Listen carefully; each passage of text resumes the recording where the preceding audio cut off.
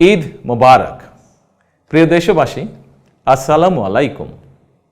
ত্যাগ, তাকওয়া আর সংযমের শিক্ষা দিয়ে বিদায় নিয়েছে পবিত্র মাহে রমাদান।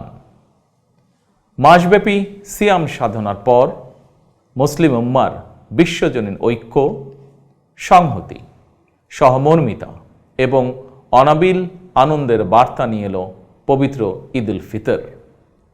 প্রতিটি ঘরে, প্রতিটি পরিবারে ঈদ আনন্দ পৌঁছে যাক সকলের তরে।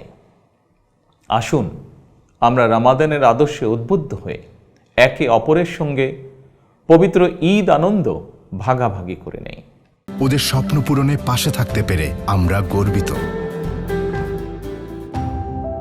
ঈদ উল ফিতর উপলক্ষে আমি প্রিয় দেশবাসীকে জানাই পবিত্র ঈদ উল ফিতরের শুভেচ্ছা।